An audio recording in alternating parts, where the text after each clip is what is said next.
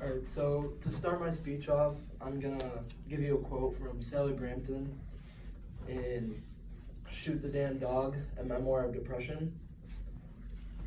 Killing oneself is, anyway, a misnomer. We don't kill ourselves, we are simply defeated by the long, hard struggle to stay alive. When somebody dies after a long illness, people are apt to say, with a note of approval, he fought so hard. And they're inclined to think about a suicide that no fight was involved, which is wrong. So, I shared this quote with you today because suicide is a very touchy topic in today's society, and a lot of people just look away from it, try to ignore it, and they just don't really understand or grasp the concept of wanting to kill yourself or suicidal ideation. But I want to discuss with you the underlying reason, which is a big part of why people are committing suicide, is constant stress. So I found from the American Foundation for Suicide Prevention that in 2017, the 10th leading cause of death in the United States was suicide, and 1.4 million people attempted suicide, and 47,173 people actually did commit suicide. It's prevalent around us all the time.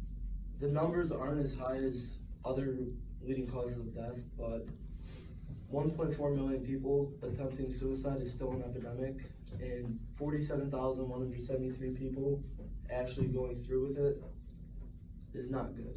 So I've had some experience with suicide, around me. My sister's ex-boyfriend, they dated for a long time. He committed suicide last year, and it really affected her. There's been people where I live that have committed suicide, and even I've dealt with it a little bit, just thinking about it and stuff, being depressed. So it's something that I care about and want to talk about, and so yeah, we can all do something about suicide. The research I've done has showed me why stress plays such a big role into it, how to manage it. And today I'm going to talk about what stress is, mainly chronic stress, how it affects your brain, and why it drives people to actually commit suicide, as well as I'm going to be talking about ways to spot depression and suicidal ideation. So, stress is a feeling that people have when they are overloaded and struggling to cope with demands. And most people that struggle with depression or suicidal thoughts also suffer from chronic stress. Chronic stress is the most harmful and eats at people over long periods of time. It's basically like family issues, unhappy marriages, poverty, all the stuff that stresses you out, but it stresses you out for a long time. So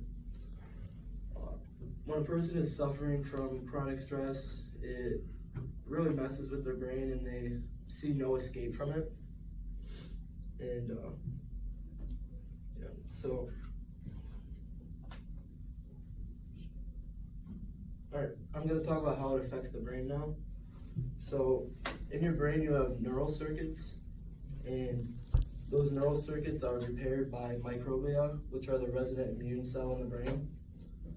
When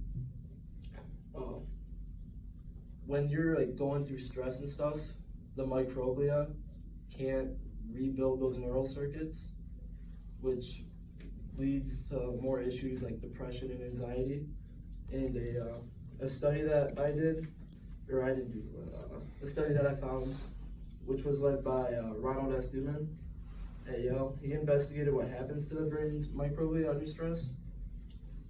He did an experiment on mice, and he found that in the prefrontal cortex, which is involved in the complex functions like decision making and your social skills, it also sends a signal to your microglia when it is time to rebuild the neural circuits. And he found that after we put the mice under severe stress for 2 weeks, they developed really bad signs of depression and anxiety. So,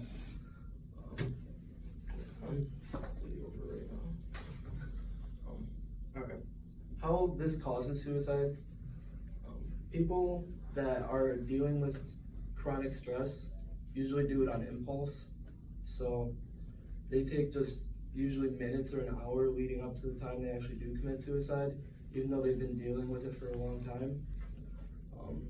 A lot of the problems that people go through with stress are temporary, but even the chronic ones have solutions, but people don't see an escape from them. And then how to identify like depression and suicidal thoughts. A lot of people have mood swings. They're searching like online about it. They're withdrawing from activities. They start to isolate themselves. They sleep too much. Their visitors say goodbye. They talk about being a burden. They feel trapped, pain of life, all that kind of stuff.